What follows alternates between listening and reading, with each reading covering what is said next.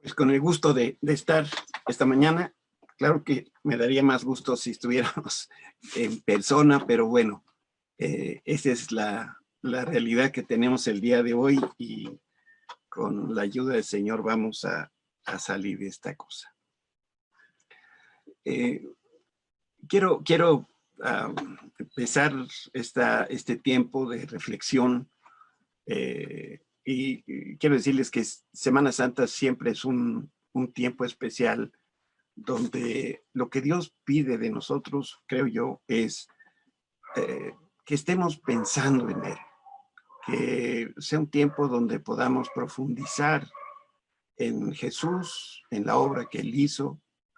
Yo creo que no es un tiempo en donde Dios esté necesariamente pidiéndonos hacer algo, más bien que estemos recibiendo de parte de Dios. Y quiero citarte algo que está escrito en el profeta Oseas, y voy a leer Oseas 2, 14 y 15 de la traducción en lenguaje actual. A pesar de todo eso, llevaré a Israel al desierto, y ahí con mucho cariño haré que se vuelva a enamorar de mí. Le devolveré sus viñas y convertiré su desgracia en gran bendición. Volverá a responderme como cuando era joven, como cuando salió de Egipto. Y este mismo pasaje en la traducción viviente dice, pero luego volveré a conquistarla, la llevaré al desierto y ahí hablaré tiernamente. Le devolveré sus viñedos y convertiré el valle de la aflicción, que se estaba hablando ahí del valle de Acor, en una puerta de esperanza. Ahí se me entregará como lo hizo hace mucho tiempo cuando era joven, cuando la liberé de su esclavitud de Egipto. El Señor usa figuras que tienen que ver con el matrimonio, figuras que hablan del romance que hay entre esposos, y me llamó tanto la atención como Dios mismo dice, se acuerda de nosotros como la novia, como la iglesia que somos. Y el Señor dice, ¿te acuerdas cómo esa noche de bodas te entregaste a mí? Eso es lo que yo estoy pidiendo de ti en este tiempo. Y esto es lo que Dios dice. Ahora mismo es tiempo de profundizar. Te llamo a los lugares más profundos de mi corazón. Quiero que sepas lo preciosa que eres para mí. Está hablándole a la novia que somos nosotros. No dejes que las circunstancias te distraigan de lo que estoy diciendo en este tiempo. Este no es momento para que mi iglesia permanezca sentada. Por el contrario, llegó la hora que se ponga de pie y avance. Levántate, iglesia de Cristo. Es hora de que se materialice todo lo que te llamé a hacer. Y todavía te estoy llamando a ser mi ejército poderoso. Ustedes son mis elegidos. Este no es un momento para descansar o dormir. Es hora de buscar mi rostro y escuchar mi corazón para que cuando estés listo, salgas a correr y no solo despiertes de esta pesadilla. Reitero, este año será de cambios. ¿Estás dispuesto a sentirte un poco incómodo por esto que estoy haciendo? ¿Estás dispuesto a confiar en mí y a profundizar conmigo? Y yo espero que tu respuesta sea, sí, Señor, estoy listo para hacer lo que tú me pides. Vamos a orar. Padre Santo, en esta hora, delante de tu presencia y como una sola familia, que hoy estamos dispersos, pero estamos unidos. Señor, queremos profundizar en ti. Queremos reflexionar este tiempo, esta semana mayor en el año, para recordar y honrar lo que Jesús hizo, lo que Dios Padre hizo, lo que el Espíritu Santo hizo, para bendecirnos y bendecir a todas las familias de la tierra. Señor, abre nuestro corazón, abre nuestra mente, Señor, que encuentres vasos receptivos para lo que tú nos quieres decir este día, en el nombre de Cristo Jesús. Amén. Espero tengas por ahí tu Biblia a la mano, que tengas una plumita con qué escribir y por supuesto pues un cuadernito donde vas anotando aquellas cosas que Dios te está diciendo. Y vamos a buscar ahí en el libro de Mateo, en el Evangelio de Mateo, capítulo 16, y vamos a leer unos versículos a partir del versículo 21. Mateo 16, 21.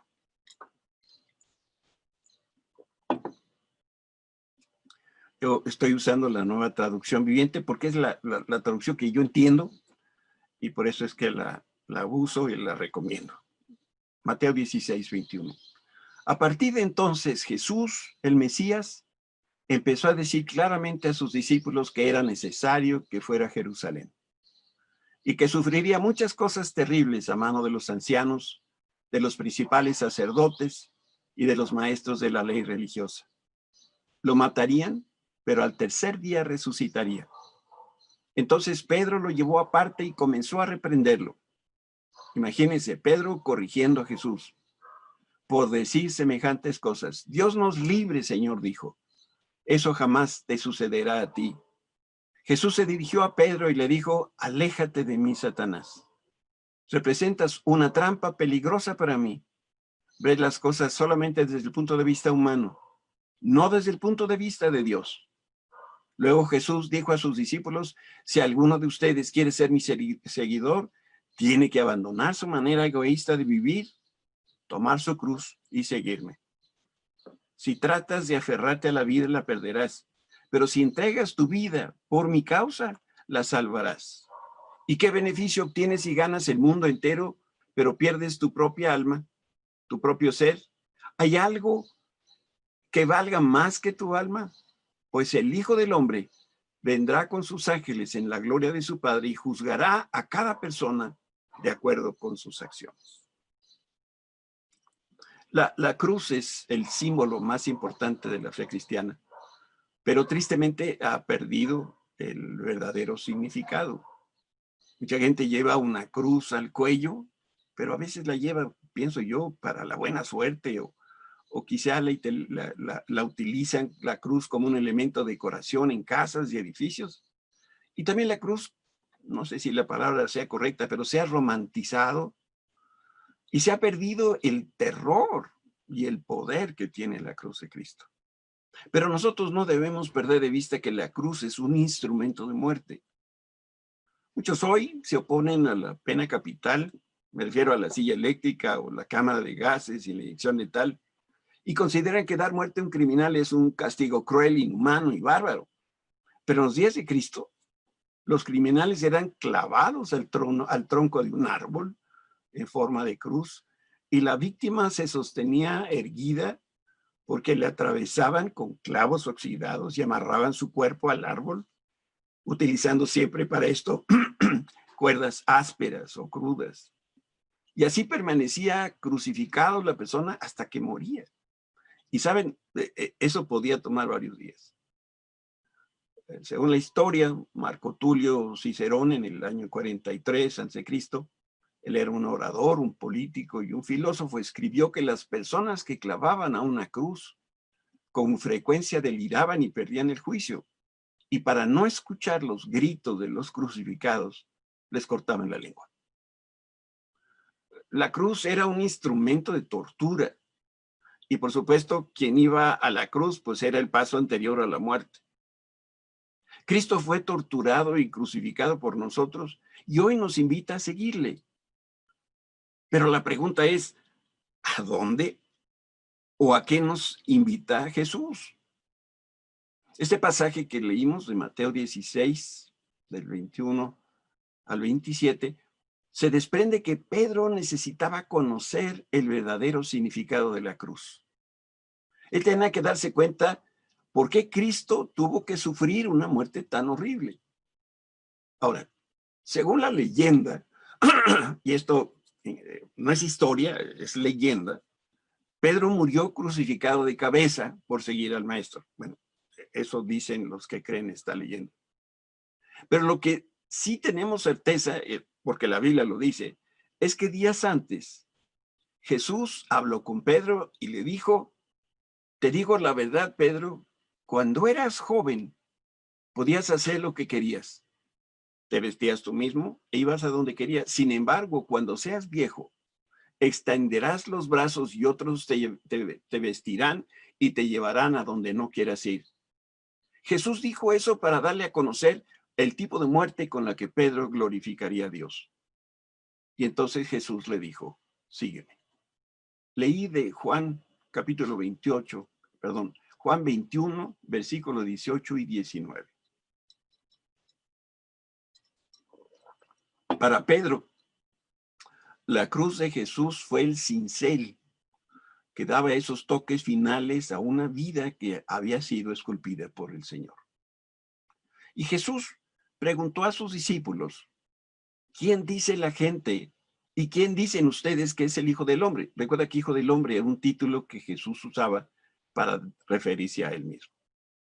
Y Pedro respondió a la pregunta diciendo, tú eres el Mesías, tú eres el Hijo de Dios viviente. Al escuchar estas palabras, Jesús lo felicitó por la respuesta y en ese mismo momento profetizó que Pedro iba a ocupar un lugar de privilegio en la iglesia. Yo me imagino que ese día fue uno de los más felices en la vida de Pedro, pero también fue uno de los días más tristes porque ese día Jesús le llamó la atención. Y siguiendo ese diálogo del texto bíblico, Cristo interrumpió a sus discípulos y profetizó acerca del horror de los días venideros. Leo para ustedes Mateo 16, 20. La Nueva Traducción Viviente dice, luego advirtió severamente a los discípulos que no le contaran a nadie que él era el Mesías. La Reina Valera dice que Jesús mandó a sus discípulos que a nadie dijesen que él era Jesús el Cristo. ¿Y por qué fue que el Señor dio esa orden? A primera vista, la instrucción no hace sentido. Lo que se esperaría de Jesús es que animara a sus amigos a difundir por todo el mundo lo que conocían de él. Pero si lo pensaban dos veces, estos hombres iban a ser diferentes. Y yo creo que en ese momento los discípulos no entendieron bien el mensaje del Señor. Tampoco tenían una visión clara de la obra que el Mesías vino a realizar en la tierra. Por un lado, ellos sabían que Jesús reinaría, pero no sabían que iba a morir. Ellos esperaban recibir la corona de gobernantes, pero no una cruz. Si hubieran divulgado lo que ellos sabían hasta ese momento, hubieran propagado por todas partes un mensaje incompleto y distorsionado de Jesús y de su redención. ¿Por qué lo digo? Porque de entrada no habían visto a Jesús resucitado. Si hubieran hablado lo que ellos vivieron hasta ese momento, pues faltaba otro ingrediente vital en lo que significa el corazón de nuestra fe.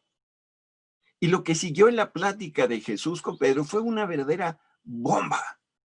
Mateo 16, 21 dice, y leo de la Dios habla hoy, a partir de entonces, Jesús comenzó a explicar a sus discípulos que él tendría que ir a Jerusalén y que los ancianos, los jefes de los sacerdotes y los maestros de la ley lo harían sufrir mucho. Les dijo que lo iban a matar, pero que al tercer día resucitaría. Déjame intentar desmenuzar los detalles de este pronunciamiento de Jesús. Número uno, Jesús debía ir a Jerusalén. Esa sería la ciudad de su tormento y la ciudad de su muerte. Lo segundo es que tenía que sufrir mucho en manos de los líderes religiosos, que al mismo tiempo eran las personas que el pueblo hebreo veneraba. En tercer lugar, Jesús tenía que morir y resucitar. Y la cuarta es que a pesar del horror que le esperaba, esto era lo que Jesús debía hacer. Y esto era lo que iba a suceder. Como lo aprendimos en la enseñanza esta mañana, Jesús lo que promete, lo cumple. Y él estaba diciéndoles a sus discípulos lo que iba a suceder, estaba profetizando. Pero esto era literalmente lo que iba a suceder. Un falso maestro no se hubiera sujetado a tanto dolor. Es probable que por su posición hubiera aprovechado esa popularidad que tenía para levantar en armas al pueblo en contra de las autoridades religiosas y también de las civiles, de romanos y de judíos. Para ese momento la popularidad de Jesús se había apagado y al mismo tiempo el rechazo que experimentó Jesús era lo que autentificaba que él era el Mesías que los profetas anunciaron. Les leo lo que dice Isaías 53, 2 y 3. Mi siervo creció en la presencia del Señor, está hablando de Jesús, como un tierno brote verde, como raíz en tierra seca. No había nada hermoso ni majestuoso en su aspecto, nada que nos atrajera hacia él. Fue despreciado, rechazado, hombre de dolores, conocedor del dolor más profundo. Nosotros le dimos la espalda y desviamos la mirada. Fue despreciado y no nos importó. ¿Por qué el pueblo de Dios no podía entender que el Mesías tenía que sufrir antes de regresar a la gloria? Lo que más les preocupaba era la opresión de Roma.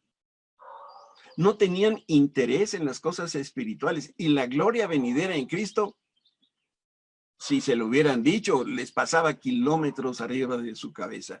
No lo podían entender con la mente natural. Además, no podían creer que el Mesías pudiera ser humillado y hecho maldición porque lo colgaron de una cruz, porque lo colgaron de un madero.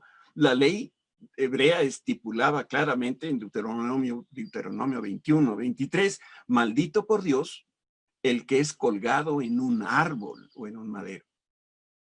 ¿Cómo era posible que el Mesías, ahora colgado, fuera maldecido? Ese pensamiento no cabía en la mente de los hebreos y particularmente de los líderes hebreos.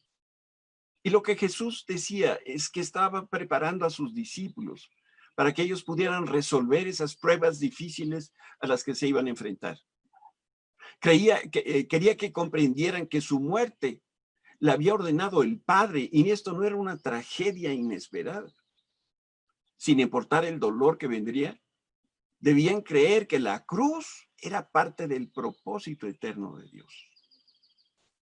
Después que Cristo ascendiera al cielo, Pedro vería las cosas con mucha claridad. Pero lo que estamos hablando es algo que sucede antes de la cruz. Y leemos en la Biblia que después que Pedro salió de prisión y mientras participaba en una reunión de oración, con dolor confesó a Dios haber contribuido a crucificar a Jesucristo. Déjame que te lea un pasaje que está en Hechos, capítulo 4, versículos 27 al 29. De hecho, eso ha ocurrido aquí en esta misma ciudad. Pues Herodes Antipas, el gobernador Poncio Pilato, los gentiles, aquellos que no son judíos, y el pueblo de Israel, y aquí está la parte importante, porque Pedro era parte del pueblo de Israel. Y lo que está diciendo en esta oración Pedro al Señor es que el pueblo de Israel estaban todos unidos en contra de Jesús. Tu santo siervo a quien tú ungiste. Y Pedro se dolía porque dice, yo fui parte de ese pueblo de Israel que lo llevó a la cruz. Sin embargo, continúa leyendo, todo lo que hicieron ya estaba determinado de antemano de acuerdo con tu voluntad. Y ahora, oh Señor, está orando Pedro, escucha sus amenazas y danos a nosotros, tus siervos, mucho valor al predicar tu palabra.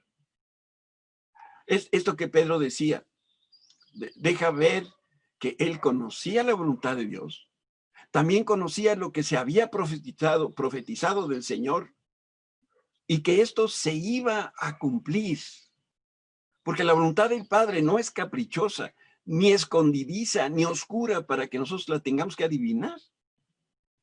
Pero al mismo tiempo Pedro no entendía. Y esta era la cosa que pululaba en su cabeza y no encontraba sentido. ¿Cómo la cruz podía ser una parte fundamental del plan de Dios? Por eso Pedro inicialmente se opuso a que Cristo fuera a Jerusalén a morir. Y aquí está una paradoja. El profundo amor que Pedro tenía por su Señor estorbaba la obra que el Señor vino a realizar a favor de Pedro. Y bueno, por supuesto, a favor del resto de la humanidad. Tanto amaba Pedro a Jesús que estaba impidiendo que el plan de Dios continuara. Pedro tenía una perspectiva diferente, como te das cuenta, a lo que Jesús sabía y conocía. La declaración que Pedro hizo de Jesús fue algo que vino del Espíritu Santo. Eso no se le ocurrió a Pedro.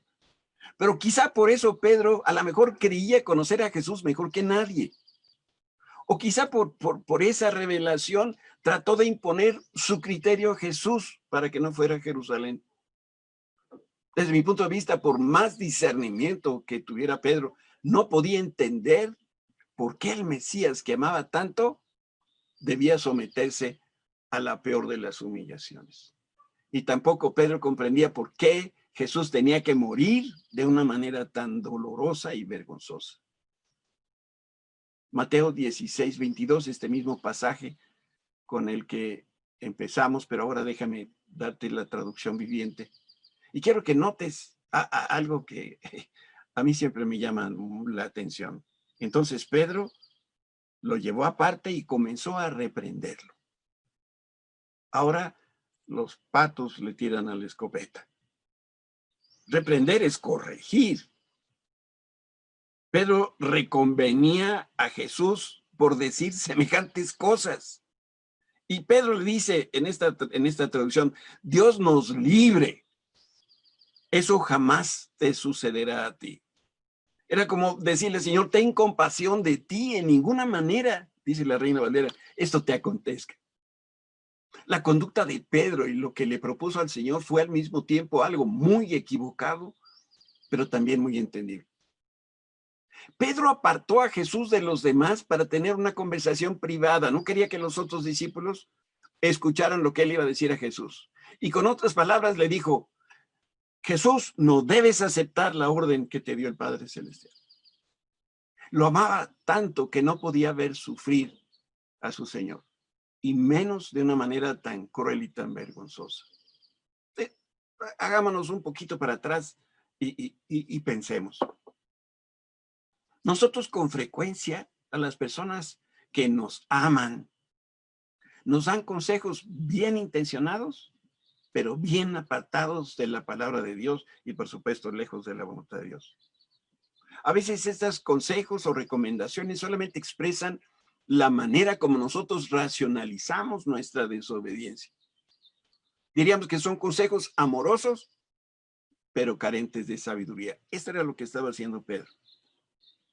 Dime si no es cierto que tú y yo preferimos mantener vivo un pecado secreto o una mentira en lugar de encarar nuestra desobediencia porque sabemos que eso será muy doloroso. La familia y los amigos no quieren vernos sufrir, y nosotros menos. Y de aquí que la mayoría de los consejos que recibimos nos apartan de lo que nos pueda lastimar. Lo que Pedro pensaba con respecto a la muerte de Jesús estaba mal, pero era comprensible. Te lo explico de esta manera. El Hijo de Dios, que es el único digno de recibir la alabanza y la gloria, no podía ante los ojos de Pedro ser avergonzado ni sufrir. El Hijo de Dios no debía morir, y menos de una forma tan horrible. El Mesías además no podía morir porque después de tantos siglos de esperarlo, ahora resulta que su permanencia aquí en la tierra iba a ser muy breve. No puede ser. Eso era lo que batallaba Pedro en su mente, en su corazón. El reino de los cielos es eterno y Cristo no había tenido la oportunidad de gobernar el mundo ni siquiera un solo día. Entonces, ¿por qué Jesús está diciendo que le es necesario morir? La lógica de Pedro, incluso yo diría humanamente correcta, pero divinamente equivocada. El mismo amor que el apóstol tenía por el Señor era el mayor obstáculo para que Cristo obedeciera al Padre. El amor de Pedro era empleado como un instrumento del mal en manos de Satanás. Sin saber lo que decía, podemos pensar que Pedro estaba parado entre Jesús y la cruz. Equivocadamente se oponía al propósito de Dios para la humanidad. Porque sin la cruz, tú bien sabes, no hay remisión de pecados, no hay redención. Peor aún, lo que Pedro le proponía a Jesús iba en contra de su propia salvación. Si Jesús no moría, Pedro sería condenado eternamente. Si el Señor hubiera seguido el consejo de su amigo, todos nos hubiéramos condenado, incluyendo Pedro. Sin la cruz, no hay corona de gloria. Y este es el pensamiento central en esta reflexión de hoy. Sin la cruz, no hay la corona de la gloria. Pedro, pues, malamente, humanamente, intentó reprender a Jesús, pero Pedro fue severamente reprendido por Jesús porque la propuesta de Pedro venía de Satanás.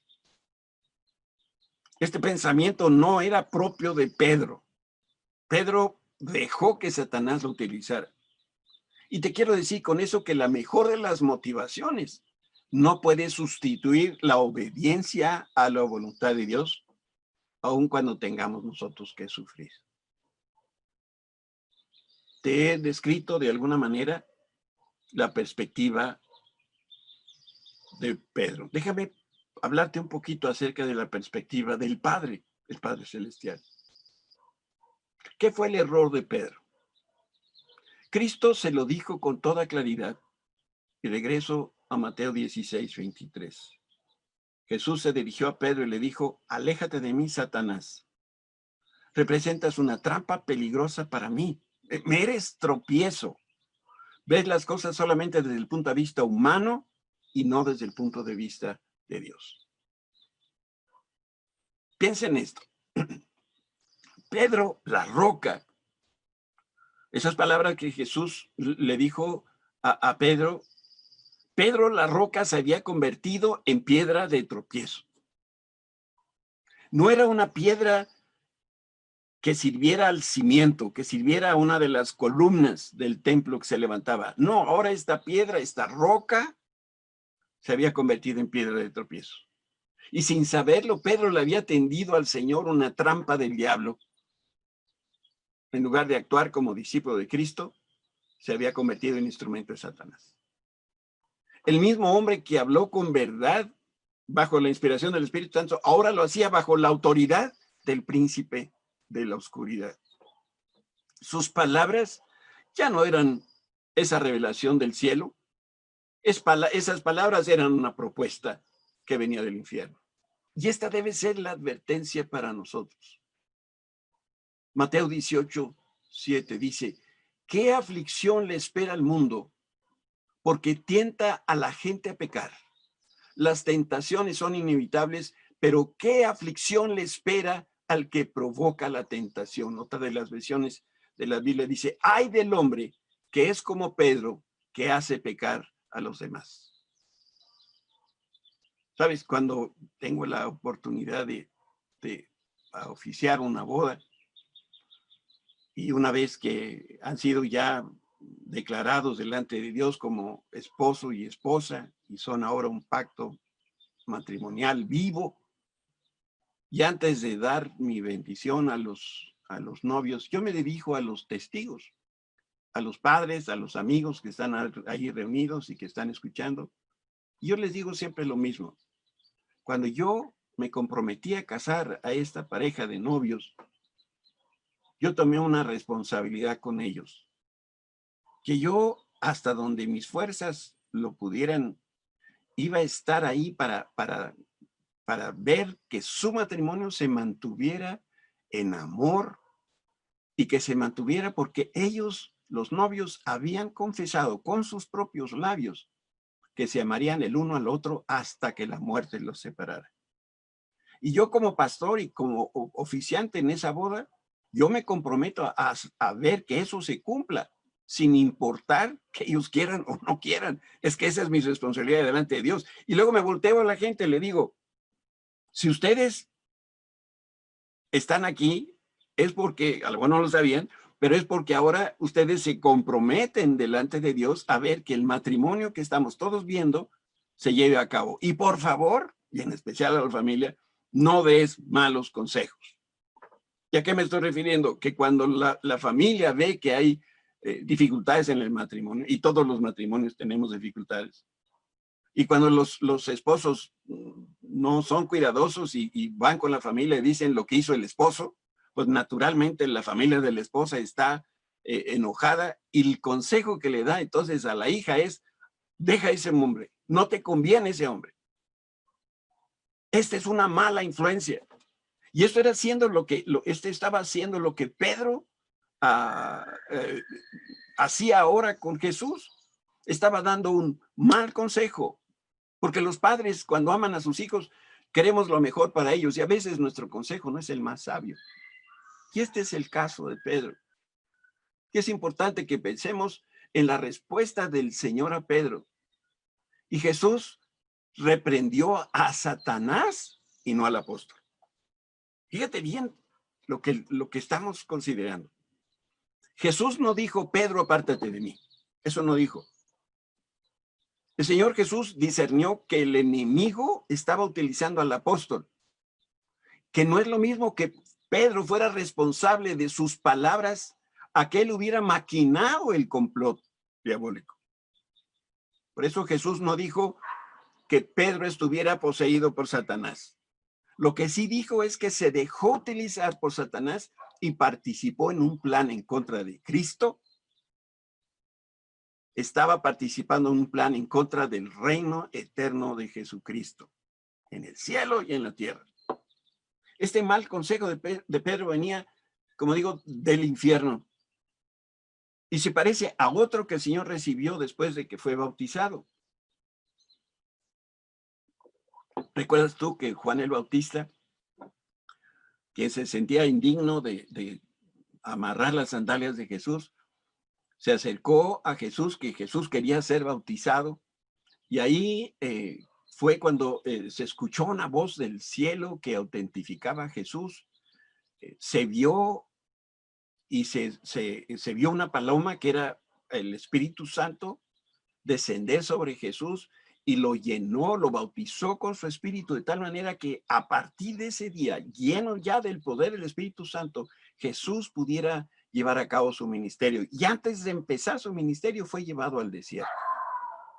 Mateo 4:9, que ese es el pasaje que quiero leerte. Dice lo siguiente: Satanás está hablándole a Jesús y le dice, te daré todo esto si te arrodillas y me adoras. Y Jesús le dice lo mismo que Pedro escuchó, vete de aquí, Satanás, le dijo Jesús, porque las escrituras dicen, adora al Señor tu Dios y sírvele únicamente a él. Allí en el desierto, Satanás le aseguró a Jesús que le daría los reinos del mundo sin que tuviera que morir. Satanás conocía la profecía y sabía lo que iba a ocurrir. Y por eso lo que le decía Jesús es, lo único que tienes que hacer es adorarme. Le estaba diciendo, adora al padre de la mentira. Y lo que Pedro quería que Jesús hiciera tenía la misma intención que Satanás tuvo por Jesús en el desierto. Y es que el diablo siembra sus ideas en nuestra mente y es tan astuto que puede hacer que una roca como Pedro en un instante se convierta en una piedra de tropiezo. Pedro era la persona que debía ayudar a Cristo a edificar su iglesia y en ese momento estaba a la mitad del camino obstaculizando el plan eterno que el Padre había ordenado. ¿Y cómo sucedió? Pues el Señor lo explicó así. Apártate de mí, Satanás. Estas son palabras dichas por Jesús en la traducción Dios habla hoy. Apártate de mí, Satanás, eres un tropiezo para mí. Tú no ves las cosas como las ve Dios, sino como las ven los hombres. La Reina Valeria lo dice de la siguiente manera. No pones la mira en las cosas de Dios, sino en la de los hombres. Y el cuadro que vemos frente a nuestros ojos es el péndulo del bien y del mal. Y lo mismo nos pasa a ti y a mí. Te doy un ejemplo. Durante la reunión de domingo, nos gozamos, alabamos al Señor y 2 minutos después de haber estado en su presencia, nos llenamos de enojo y de veneno. Con la misma boca que cantamos salmos, la usamos para mentir e incluso hasta para negar a Cristo. Por eso Santiago se asombra de lo engañoso que es la lengua. Y les leo de su carta, pero nadie puede domar la lengua es maligna e incansable, llena de veneno mortal. A veces alaba a nuestro Dios y Padre y otras veces maldice a quienes Dios creó a su propia imagen. Y así la bendición y la maldición salen de la misma boca. Sin duda, hermanos míos, eso no está bien. Y llama la atención que la naturaleza, obra de Dios, ahí no encontramos este fenómeno. De una misma fuente de agua no brota agua dulce y agua salada. Sin embargo, la lengua humana sí tiene esa horrenda capacidad. Jesús le dijo a Pedro que se apartara de él. Y esa debe ser nuestra respuesta, alejarnos de los ataques del enemigo. La desobediencia no puede sustituir a la obediencia, aun cuando se pudiera hacer con la más pura de las motivaciones. Hablé un poquito de la perspectiva de Jesús, la perspectiva del Padre, la perspectiva de Pedro. Y quiero decirte en unas pocas líneas nuestra propia perspectiva. No solo critiquemos a Pedro por lo que hizo. Sin duda, él menospreció la cruz de Cristo, pero tú y yo hacemos lo mismo, ¿no es cierto? Menospreciamos la cruz de Cristo cuando creemos que para recibir el perdón de Dios debemos hacer algo como una penitencia o llorar o sentirnos mal. Menospreciamos la cruz de Cristo cuando cargamos la culpa sobre nuestros hombros y lo hacemos de manera sufrida y prolongada. Y déjame decirte, si no lo sabías, la culpa nunca viene de Dios. Menospreciamos la cruz de Cristo cuando recordamos a cada rato nuestro pecado en vez de tener los ojos puestos en el sacrificio de Cristo. Menospreciamos la cruz de Cristo cuando creemos que el pecado que cometimos es tan horrendo que no vamos a alcanzar el perdón de Dios. Menospreciamos la cruz de Cristo cuando creemos que hay otros caminos, como nuestro esfuerzo, para llegar a la presencia del Padre y recibir salvación. Y quiero concluir la reflexión de esta mañana con una ilustración. Y esta es una anécdota, es una historia real, donde hay tres personajes. Un trabajador, un niño y los pasajeros de un barco. Y yo te pido, por favor, que te pongas en los zapatos de los tres. Resulta que un empleado público operaba un puente elevado para los barcos y los autos para que pudieran circular de manera coordinada. Si tú has estado quizá en algún lugar donde los barcos tienen que pasar por un puente, recordarás cómo estos puentes se levantan para que el barco pase. En ese momento se detienen los automóviles, baja el puente y entonces circulan los automóviles. Resulta que un empleado público operaba este puente elevado para que los barcos y los autos pudieran circular de manera coordinada. Y un día, a medida que el barco se acercaba, el operador comenzó a subir el puente para que el navío continuara su travesía. Si no subía el puente, el barco no podía pasar. Pero cuando el puente comenzó a ascender, el operador se dio cuenta que su hijo, que había estado jugando, se atoró en el engranaje que hacía que el enorme puente subiera y bajara. En fracción de segundos tuvo que escoger entre salvar a los pasajeros del barco o salvar la vida de su hijo. Si escogía a favor de su hijo, el navío podía golpear la estructura del puente y cientos de personas podían perder la vida. Sintiendo una horrible angustia, siguió subiendo el puente mientras los engranes trituraban a su hijo. Y aquel día, cuando el barco cruzó el puente, la gente saludaba al operador sin saber lo que había ocurrido y sin saber cuánto le debían. Hay personas como tú y yo, y también vamos felices por nuestro camino, y no nos interesa cuánto le debemos a Dios. No sabemos o no queremos saber que Jesucristo, el Hijo de Dios, como ese niño del puente, fue sacrificado para que nosotros pudiéramos vivir eternamente en el cielo. Pablo decía en su carta a los Gálatas, en cuanto a mí, que nunca me jacte, que nunca exalte otra cosa que no sea la cruz de nuestro Señor Jesucristo. Debido a esa cruz, mi interés por este mundo fue crucificado, y el interés del mundo por mí también ha muerto.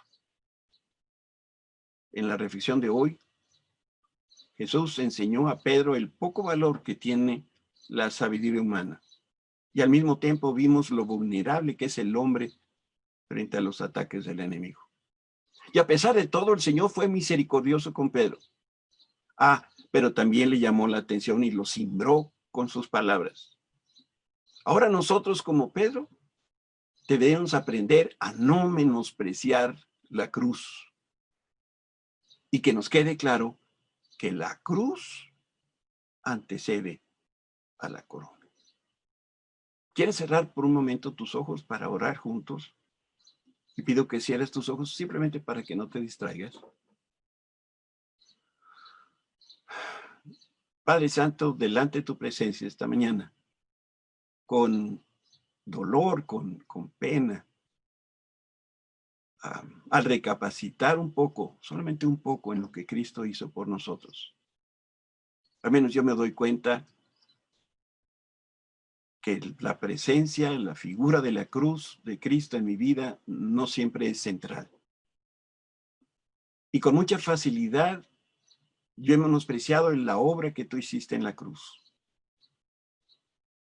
Y Señor, cuando uno recapacita y nos damos cuenta que menospreciamos ese enorme sacrificio, el Espíritu Santo trae convicción a nuestro espíritu de cambiar y tomar la resolución de que nuestra vida gire alrededor de la cruz.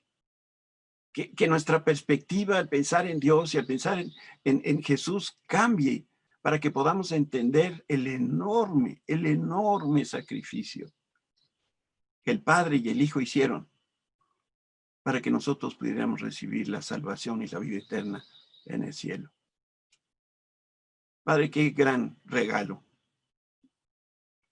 Permítenos entenderlo, permítenos reflexionar en estos días en particular sobre la cruz, de manera tal que la traigamos a nuestra conciencia y estemos atentos, Señor, recordando,